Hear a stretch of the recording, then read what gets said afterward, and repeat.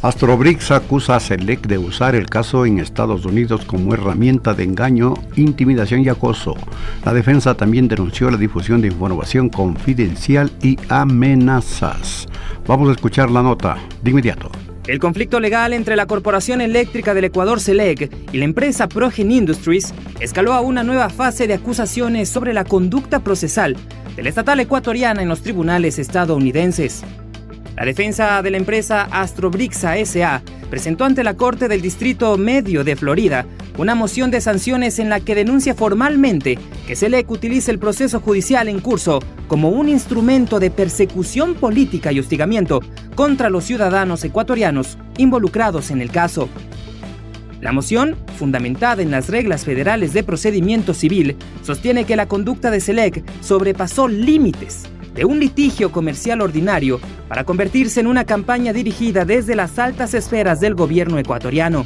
Uno de los ejes centrales de la moción se encuentra en su sección 1.3, titulada "El uso de este litigio por parte de Select como un vehículo para engañar, intimidar y acosar".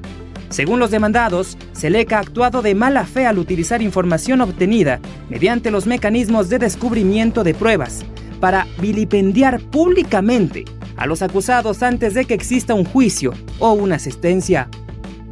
Astrobrixa argumenta que apenas un día después de que el tribunal dictara una orden de protección para resguardar la seguridad de las partes, el secretario de la Administración Pública, José Julio Neira, realizó una transmisión nacional cargada de declaraciones inflamatorias y demostrablemente falsas.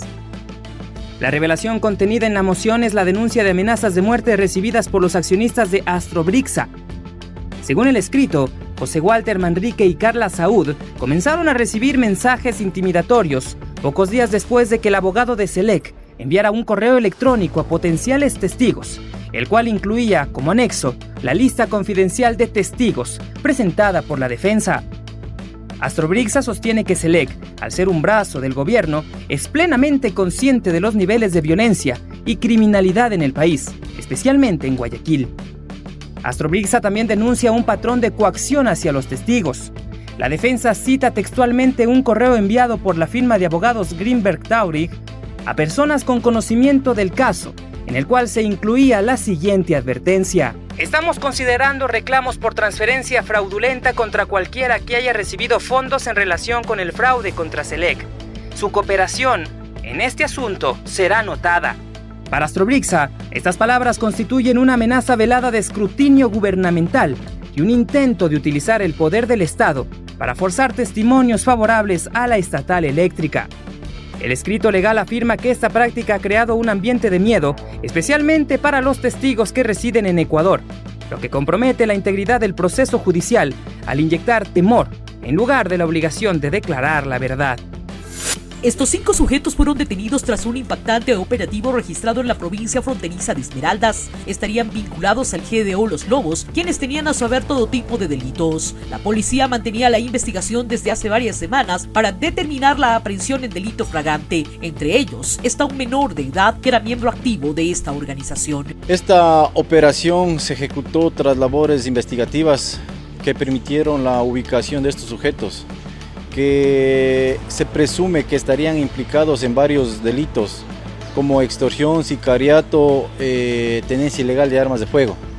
La intervención se desarrolló en la parroquia, como ya les mencioné, en la parroquia de Palestina de la provincia del Cantón Esmeraldas, de la provincia del Cantón Río Verde, de la provincia de Esmeraldas, con las unidades especializadas de la Policía Nacional.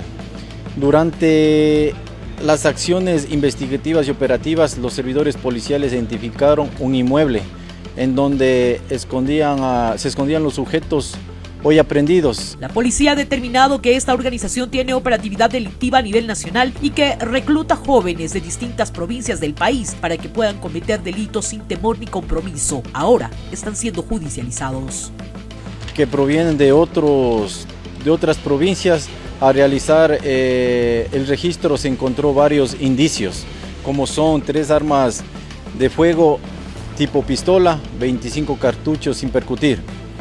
De acuerdo con la información proporcionada por las unidades investigativas, estos sujetos Se presume que llegaron a Esmeraldas con la finalidad de cometer varios hechos delictivos y violentos, por lo que inmediatamente fueron puestos a órdenes de la autoridad competente.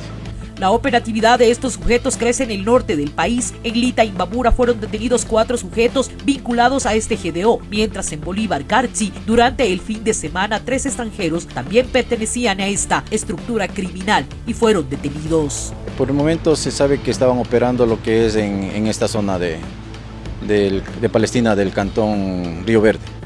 Ecuador gana protagonismo en la estrategia de seguridad de Estados Unidos para enfrentar al narcotráfico en todo el continente. La relación de seguridad entre Ecuador y Estados Unidos entra en una nueva fase.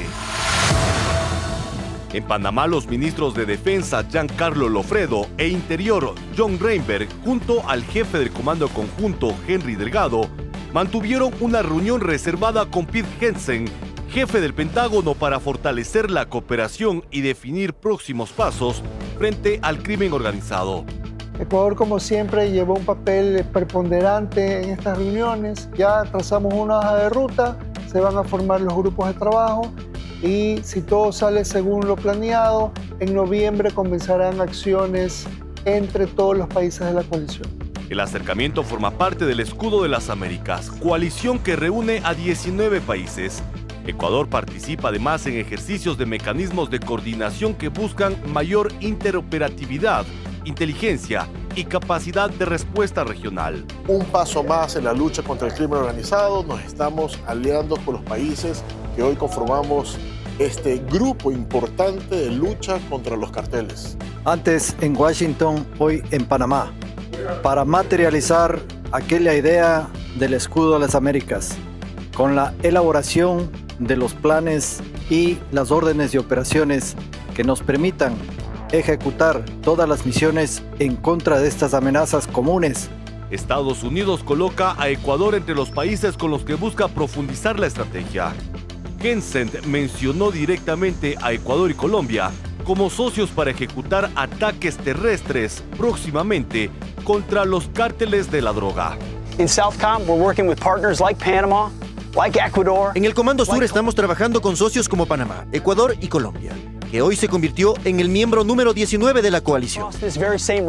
Hegseth mencionó directamente a Ecuador y Colombia como socios para ejecutar ataques terrestres contra los cárteles de la droga. Seguimos informando, amigos televidentes, atención, porque la policía realizó varias intervenciones, tanto en Guayaquil, para retirar cámaras ilegales y también ubicar a integrantes de bandas delictivas.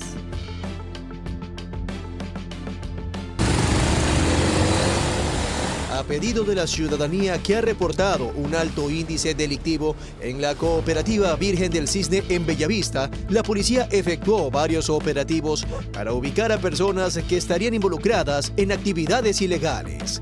En el sitio, los uniformados allanaron viviendas y buscaron en zonas aledañas donde hallaron novedades como armas blancas y cámaras que estarían colocadas en lugares específicos para monitorear la presencia policial. Tenemos 3 armas cortopunzantes que fueron retiradas a ciudadanos que no pudieron justificar. Ustedes ven, son armas cortopunzantes, 2 incluso parecen de tipo machete. Tenemos 6 cámaras de vigilancia que en 3 sectores de aquí, de la cooperativa Virgen del Cisne, estaban utilizando infraestructura pública. Esto es prohibido. Según la información que recabó la fuerza pública, algunos delincuentes utilizarían este sector como guarida. Y esto se ve reforzado por el hallazgo de droga y radios de comunicación que estaban ocultos en una vivienda. Una gran cantidad de droga, lo que es heroína y también marihuana. Además de las cámaras de videovigilancia, tenemos radios de comunicación con lo cual estos delincuentes pueden monitorearse entre ellos o pueden hacer las actividades ilícitas a través de estos radios de comunicación. En una casa inhabitada también encontraron 14 celulares que serán analizados para verificar qué información guardan en su interior. El general Walter Villarroel señaló que este es solo uno de los varios operativos que van a realizar en esta zona de Guayaquil para reforzar la seguridad ciudadana. Y atención con esto, amigos televidentes, porque al menos 7.000 armas de fuego, entre las que destaca un lanzagranadas, se han decomisado en el país. Frente a esto, la fuerza pública refuerza los controles.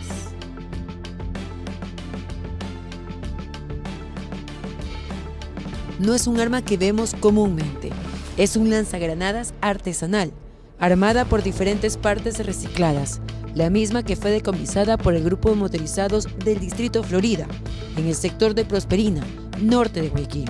Este armamento se lo encontró escondido en una maleta dentro del domicilio de Víctor A., de 18 años de edad. En su poder también se encontró una granada, 5 municiones y un arma de fuego. Es por eso que la policía incrementa las operaciones para dar con los fabricantes de este armamento.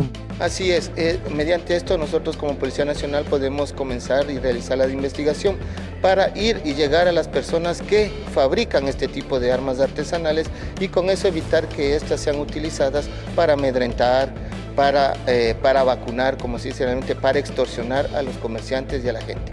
Expertos en seguridad señalan que estas armas son ensambladas en territorio porque no existe contrabando en las fronteras. El control existe, la normativa existe. No cualquier persona puede reparar un arma, no cualquier persona puede manipular este tipo de situaciones, ¿no? Para eso existen los armeros y están controlados por las Fuerzas Armadas por control, específicamente por control de armas. Desde el 1 de enero al 8 de agosto del presente año, a nivel nacional, se han decomisado 7.394 armas. De estas, 1.600 son de la zona 8, logrando la aprehensión de 45.990 personas. Es por eso que se hace un llamado a la ciudadanía para que colabore con información, ya sea por el código QR que tiene la Policía Nacional o a los números telefónicos al 911 o al 131, que corresponde al plan de recompensas. Prisión preventiva dictada en contra del dirigente de la FENOCIN, Guido Perugachi. La jueza de la Unidad de Garantías Penales de Ibarra, Mary Massa, acogió el pedido de la Fiscalía y dictó prisión preventiva contra el presidente de la FENOCIN, Guido Perugachi, durante la audiencia desarrollada la mañana de este viernes. En diálogo con Radio Pichincha, Perugachi informó que las bases indígenas resolvieron que no se entregue a la justicia tras la decisión de la magistrada. En ese sentido, denunció una supuesta vulneración de derechos durante el proceso. No se nos permitió la palabra en la audiencia, solo tomó 2 pequeñas intervenciones de nuestro abogado y luego ni siquiera a la comunidad le dejó hablar, afirmó el dirigente. El dirigente también dijo que esto sería parte de una represalia del gobierno debido a la revocatoria del mandato que impulsa. Además, lo que dicen es que existe un peligro de una gran movilización social por el descontento del país, señaló Perugachi. El presidente de la FENOCIN aseguró que las organizaciones indígenas analizarán las acciones que tomarán tras la resolución judicial y reiteró que considera que el proceso en su contra responde a motivos políticos. Perugachi enfrenta un proceso penal por el presunto delito de paralización de un servicio público tipificado en el artículo 346 del COIP, que establece una pena de entre 1 y 3 años de prisión. Luis Ávila, abogado del dirigente indígena, explicó a Radio Pichincha que tras la movilización de septiembre y octubre de 2025, se iniciaron procesos penales contra Perugachi y otras 40 personas. Sin embargo, con el paso del tiempo, los casos se diluyeron, pero curiosamente, cuando el titular de la FENOCIN encabeza la revocatoria de mandato contra el presidente Daniel Noboa, le reactivaron únicamente al dirigente los procesos. Ávila detalló que la Fiscalía lo acusa de una arenga tras un video que se hizo viral en redes sociales durante el paro en Imbabura, donde Guido Perugachi advirtió que si no había diálogo con el gobierno, los indígenas se tomarían Ibarra. Según Fiscalía, a raíz de las declaraciones del ahora dirigente indígena, se suspendieron las clases, dejó de funcionar el peaje e incluso se produjo la rotura de una tubería de agua potable. Ávila explicó que la tesis de la Fiscalía es que Perugachi tiene capacidad organizativa y por ello existiría el riesgo de que el proceso se vea afectado debido a que podría influir sobre víctimas y testigos. Se trata, según el abogado defensor, de un nuevo caso de influjo, esta vez de influjo psíquico intercultural. Para el abogado, este proceso tendría una motivación política debido a que la próxima semana se realizarán elecciones en la FENOCIN y el gobierno intentaría poner allí a su representante como lo hizo con la CONAIE. Escuchemos las declaraciones del doctor Luis Ávila, abogado defensor del dirigente Guido Perugacci. Dentro de las movilizaciones del año pasado que se dieron contra el gobierno en Cotacachi, se establecieron varios procesos contra varias personas, entre ellas Guido Perugacci. Lo curioso es que dentro del proceso de Guido Perugacci no es el único investigado, hay como más de 40 comuneros allí. Pero curiosamente, cuando él encabezó la revocatoria del mandato, uno de los pedidos de revocatoria del mandato, ¿no? Porque hay varios, contra este gobierno, le reactivaron este proceso, ¿no? Entonces se pidió la formulación de cargos y esto comenzó a correr de manera acelerada, ¿no? Y solamente se formuló cargos solo contra él y no contra el resto de comuneros. Ya, dentro del proceso, ellos dicen que hay un sinnúmero de documentos que básicamente dan cuentas de que él hizo una arenga, que él digamos, dijo que se iba a tomar Ibarra, hay un video sobre eso, si es que no había un diálogo con el gobierno, y sobre la base de eso dicen ellos que por ser él una persona con capacidad de convocatoria, aunque no era dirigente en esa época, ya dice que él propició, digamos, ocasionó todas las paralizaciones de servicios públicos que hubo. Son las declaraciones de Luis Ávila, abogado defensor del dirigente de la FENOCIN, Guido Perugacci. El escenario político para las próximas elecciones seccionales en Guayaquil dio un giro este jueves 13 de agosto, con la formalización de la preinscripción de Fiorella Icaza como candidata a la alcaldía. Icaza, esposa del alcalde Aquiles Álvarez, asume esta postulación bajo el auspicio del Partido Socialista, organización que actúa como plataforma para los cuadros del movimiento Revolución Ciudadana en estos comicios. A través de sus redes sociales, Icaza calificó este movimiento como un paso importante y afirmó asumir el desafío con esperanza, firmeza y la convicción de que la ciudad merece seguir creciendo. La aspirante, quien no registra participaciones previas en contiendas electorales, manifestó su intención de dar continuidad al proyecto de su esposo, quien se encuentra cumpliendo una condena de 3 años de prisión en la cárcel del Encuentro en Santa Elena. Yo sí estoy dispuesta a luchar por Guayaquil para continuar el trabajo que Aquiles dejó, declaró en una entrevista reciente. La candidatura surge en medio de complicaciones judiciales, ya que Icaza se encuentra procesada por el presunto delito de lavado de activos en el llamado caso Goleada. Por este proceso, actualmente tiene dictadas medidas cautelares que le prohíben la salida del país, mantienen sus cuentas bancarias inmovilizadas y la obligan a presentarse periódicamente ante las autoridades. Sin embargo, si su candidatura es calificada oficialmente por el Consejo Nacional Electoral, Icaza obtendría una inmunidad electoral basada en el artículo 108 del Código de la Democracia. Esta normativa impide que los postulantes sean procesados o encarcelados desde el momento de la calificación hasta la proclamación de los resultados. Con el cierre de inscripciones previsto para este 17 de agosto, Icaza ha iniciado su campaña con la consigna "Vamos por Guayaquil", asegurando que confía plenamente en la ley y en la democracia.